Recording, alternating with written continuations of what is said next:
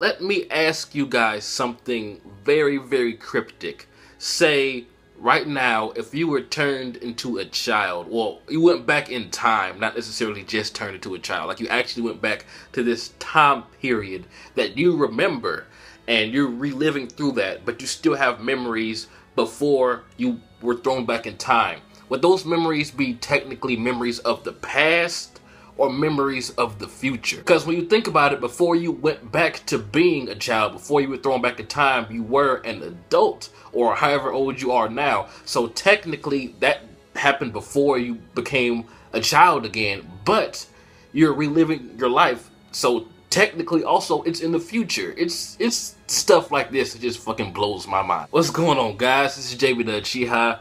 I have to say, this anime is super impressive so far. It's just so deep. There's so many things going on, and it's close to the deepness of Death Parade. It may even surpass it at some point. This anime has so much potential. I love Sotaru. I love how he has the resolve to make everything right. He's going to work for the next 18 years supposedly to make everything right.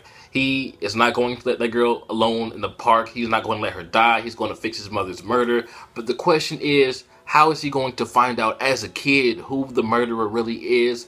Is the murderer and the abductor the same people? And it's just so many fucking questions. Who's to say there's not a murderer and an abductor, maybe an accomplice? It might be some death gun shit, how we found out that there was someone in the game and also someone else in the real world helping out. There might be more than one person, and for some reason, I do not know why, but I have a sneaking suspicion that the teacher, the first teacher that we see, the one with the black hair who was also in the opening, and the one that the girl, I forget her name, I'm so sorry, you know, the one that Satoru was trying to save, that she was late to class for. That may be a reason why she's late to class. My theory is right now, because she mentioned something about getting away from her mother and the world will be better without her and she wants to be alone in her essay, I think maybe the mom is seeing the teacher do, and the teacher dude is doing all type of fucked up shit there, like maybe touching her in ways that he's not supposed to, you know, beating her,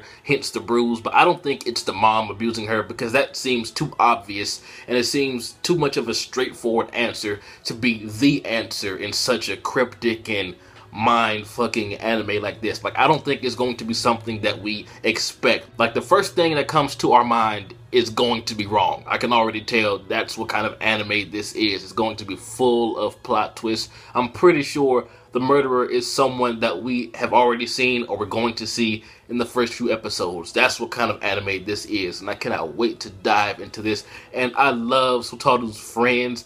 They remind me of the gang in Anohana, I think it's called. Yeah, Anohana. I don't like, there's the chubby dude, there's the guy that's always calm and thinks things through. I love Kenya. He is awesome. I love how he kind of subtly told Sotaru that, hey, check out this girl's essay. It's not alright. She's going through some things, dog. And the feels when Sotaru ran home to see his mom and just waited there, fell asleep at the door waiting for her to come in, and when he started crying, I was like, oh my god. And I absolutely adore when he was sitting eating with her saying like, oh yeah, we did have times like this. I didn't think about how precious and amazing these times are because I was a kid, but now I can really appreciate it. And this anime is just really going to tug at the heartstrings, man. So he already saved her, because that scene around the end when they touched hands or whatever, that seemed like the time in the flashbacks when he walked by her and he said that was the last time that he saw her.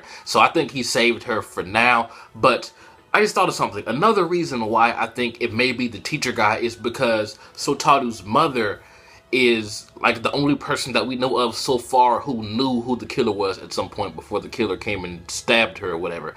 And that would make perfect sense if it was a teacher, because Sotaru was likely too young to notice something, you know, out of the ordinary with the teacher. Like maybe the mom picked up on it, like at a parent-teacher conference, or I mean, because her child does go to that school and is being taught by this man, so maybe he did something or he saw something when she went to pick him up from school one time, or I don't know. But I think a mother's intuition in this scenario is best, and I truly think that he has something to do with it, or he's the main guy. He might be the only killer. I don't know. But I truly believe that is a perfect setup for why the mom noticed, and of course Sotaru didn't, because he was a kid at the time. The last thing on his mind was, people getting abducted and murdered and stuff. But a protective mother is bound to notice something like that. So I truly believe it's him. I don't know what it is about him. It's just how he walked into class and he kind of turned around all slow, and him in the opening. I don't know, man. I just have a feeling he has black hair, just like the guy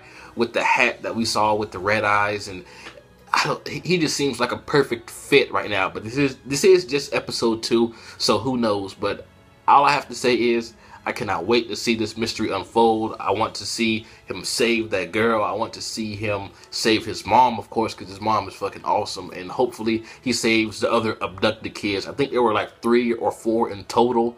And I don't know if once he solves this mystery, will he actually live out the entirety of the 18 years? Or will he, like, after the mystery is solved, will he just be thrown back into the future with his mom alive and that other girl, I forget her name. But so far this anime is amazing. I'm pretty sure it's going to be one of my favorite this season, and may be even through the whole year, because I love mystery animes like this. I think everyone should give this a watch. Oh yeah, and I forgot to mention the opening and ending to this anime. Boy, let me tell you, both are just so symbolic. The opening, I love how it starts off with Sotaru in a movie theater, and then his younger self coming to sit next to him, and then so many clues and cryptic things that I'm pretty sure are going to be like, wow. So that's what that meant. When we get a little bit further in the anime, like, we're going to be like, so this is why this is in the opening, that's why that's there. And I could tell the opening is full of things like that, but I have no idea what they mean. And the ending, I usually don't like artistic endings like that with like colors and stuff like that, but it was really well done. I really liked it. I think it matched the theme, this crazy theme of all the cryptic and mystery going on. Like, I don't know, man. It was just amazing. But anyway, this has been jbDAuchiha. Like, comment, subscribe, but I'm out.